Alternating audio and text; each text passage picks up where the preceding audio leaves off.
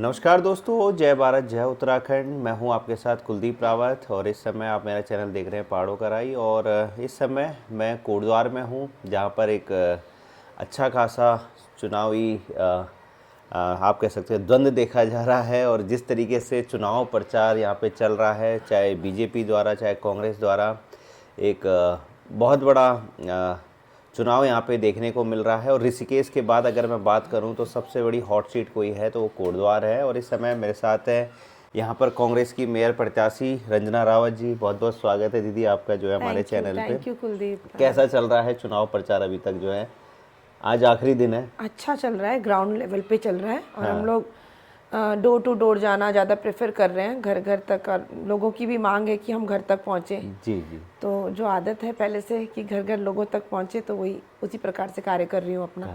अगर मैं बात करूँ कोटद्वार की तो गंदगी सबसे बड़ा एक मुद्दा मैं देखता हूँ। गलियों की मैं बात करूँ, मैं सड़कों की बात करूँ, क्या प्लानिंग आप लेके जनता के बीच में जा रही हैं इन चीज़ों को लेके, स्वच्छता को लेके? बिल्कुल बिल्कुल, एक एक बहुत बड़ा, एक कहते हैं ना कि एक सबसे बड़ा मुद्दा जो है वो गंदगी को लेकर है। और आप नगर निगम का सबसे बड़ा जो काम है, वर्क है, वो आपको साफ़ सफाई रख रखाव कैसे रखना हाइजीनिक तरीके से, तो उसी पे हमारा सबसे बड़ा फोकस रहेगा। और कहीं ना कहीं पहले नगर पालिका था कोटद्वार, और उसके बाद वो नगर निगम बना, 40 वार्ड में वो कन्वर्ट हुआ।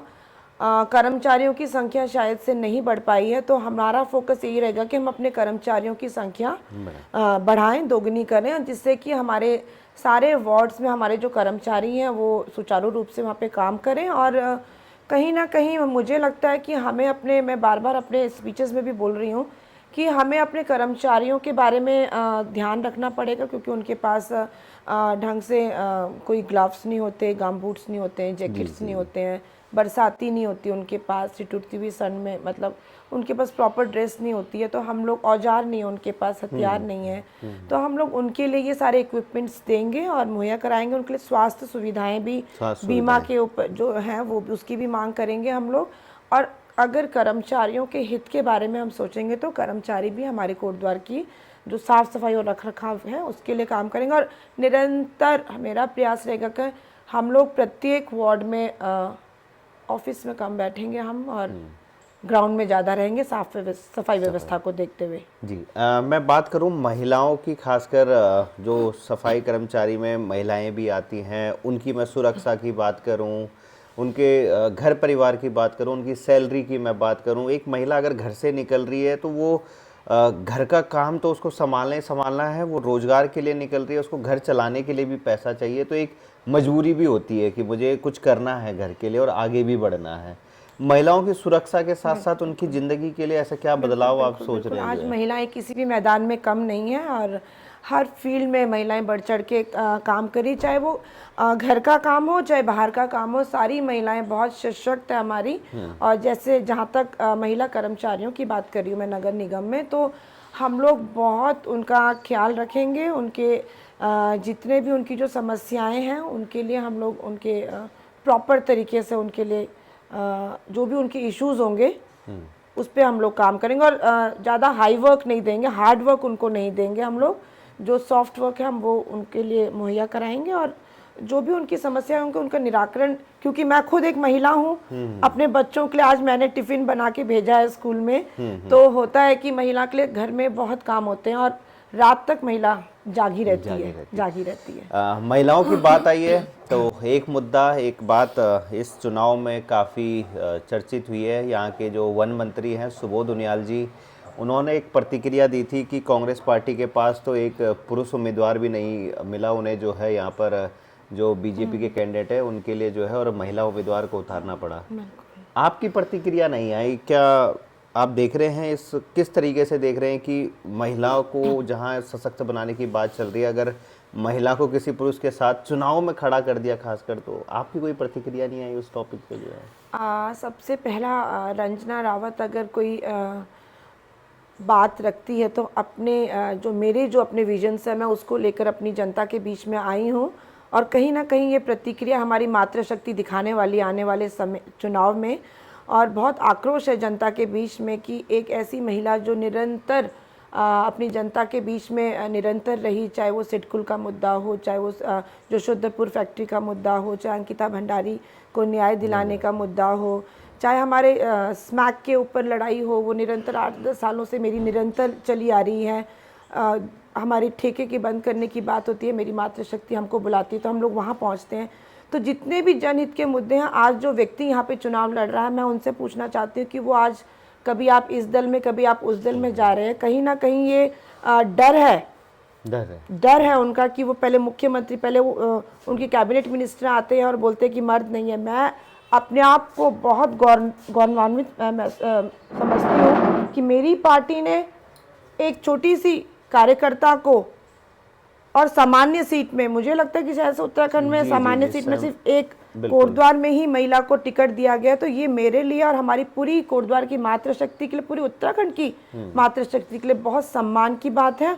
और ये हम सब यही कहना चाहती हूँ। मैं तो आदरणीय बोल रही हूँ उनको, सुबोध उनियाल जी को। उन्होंने बोला है उनकी विचारधारा जो भी होगी, बेटी बचाओ बेटी पढ़ाओ का नारा देते हैं वो लोग, लेकिन आने वाले समय पे रंजना रावत कुछ नहीं बोलेगी, क्योंकि सच्चाई के पथ पे हमेशा चलती आई है। यही हमने अपने पेरेंट्स से सीखा है। अच्छी बातें करो, अपने विजन्स जनता के बीच में रखो और आगे बढ़ते चलो। मैं सबको शुभकामनाएं दे रही हूँ, बार बार शुभकामनाएं दे रही हूँ। जितने भी प्रत्याशी हैं, आप अपना विजन जनता के बीच में रखो और अनर्गल बातें बोलकर आप नहीं कुछ कर सकते ऐसे, क्योंकि रंजना के लिए बोलने के लिए कुछ नहीं है। तो कई बातें उठ के आ रही हैं। मैं बहुत धन्यवाद देना चाहती हूँ अपनी पार्टी के शीर्ष नेतृत्व का, जिन्होंने अपनी छोटी सी कार्यकर्ता को यहाँ पे इस बार कोटद्वार में कांग्रेस का टिकट मेयर का दिया। मैं बात करूं, अगर यहाँ के पूर्व जो मेयर के कैंडिडेट थे, जो जीते थे, मेयर नेगी जी की जो धर्मपत्नी है वो जीती थी यहाँ पर, और उन्होंने 5 साल यहाँ पे राज भी किया। समर्थन की मैं बात करूं तो ग्राउंड लेवल पर नेगी जी उतना साथ में नहीं दिख रहे हैं। आशीर्वाद बिना उनके आशीर्वाद के तो कुछ हो ही नहीं सकता है। और टिकट वगैरह सब जो भी मिला है हमको, बिना उनके आशीर्वाद। कोटद्वार में तो कहते हैं ना कि कांग्रेस में अगर कोई है तो वो हमारे नेगी जी हैं, पिता तुल्य हैं, और उन्हीं से हमने सीखा भी है सब कुछ। राजनीति की जो शुरुआत हुई है रंजना रावत की, वो उन्हीं के दम से हुई है, उन्हीं की उंगली पकड़कर। हम तो उनके बच्चे हैं, उन्हीं की उंगली पकड़कर हमने सीखा है। और कुछ हेल्थ इश्यूज़ भी हैं, और हम उनको ये जो मेयर का जो चुनाव है, ये डोर टू डोर वाला है। ये विधायक और ये वैसा चुनाव नहीं है।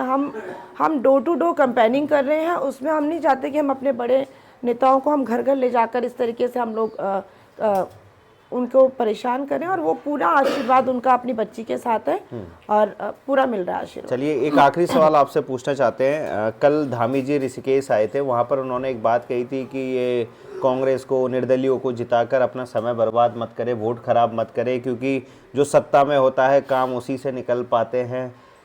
ये बात देखा जाए तो जो ये कार्यकाल है, खासकर मैंने भी अनुभव किया है कि जो विपक्ष के कैंडिडेट हैं उनको मजबूर किया जाता है कि आप पार्टी छोड़ के हमारे उस पर आ जाइए, काम करवाने में दिक्कत आती है। आप इसको किस तरीके से लेते हैं और क्या जवाब देना चाहेंगे? मैं एक एग्जाम्पल अपना देना चाहती हूँ, क्योंकि मैंने लैंसडाउन विधानसभा में भी काम किया है।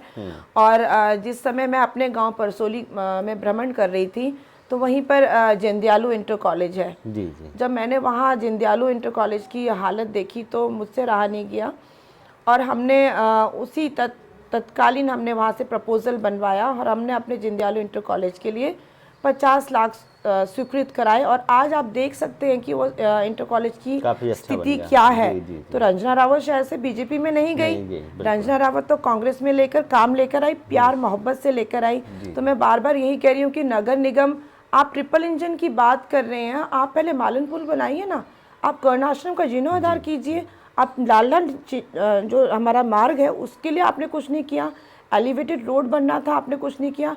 आप पूरे कोटद्वार में अगर आप घूम रहे होंगे तो आप कोटद्वार में जनता बहुत परेशान है। और अगर आप ये बोल रहे कि ट्रिपल इंजन बिठा दो, नगर निगम का जो बजट है वो केंद्र सरकार से जो सुनिश्चित होता है वो तो आपको मिलना ही मिलना है। राइट, बिल्कुल। मत भ्रमित कीजिए लोगों को, जी।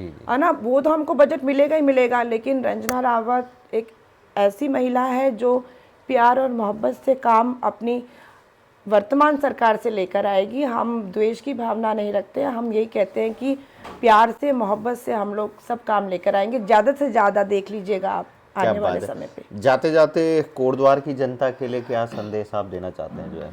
मैं कोटद्वार की जनता को, रंजना रावत कांग्रेस प्रत्याशी, यही कहना चाहती हूँ कि आप अपनी बेटी, एक छोटी सी कार्यकर्ता को जो निरंतर आपके बीच में हमेशा बनी रही है, सिर्फ चुनाव लड़ने के लिए नहीं आ रही है, और जो भी बातें यहाँ पे उठ के आ रही हैं, आपको पता है रंजना का परिवार, मेरे बच्चे, एक छोटी सी कार्यकर्ता आपके बीच में निरंतर बनी रही, और आने वाले समय पे अगर आप अपनी बच्ची को एक पद में बिठाते हैं तो हम लोग हमेशा एक कार्यकर्ता के रूप में आपके बीच में उपस्थित रहेंगे। मेयर मेरी जनता बनेगी और रंजना हमेशा एक कार्यकर्ता के रूप में अपनी कोटद्वार की जनता के साथ रहेगी। चलिए, बहुत बहुत धन्यवाद रंजना जी, थैंक यू, आपका समय देने के लिए थैंक बहुत यू, बहुत। Thank you.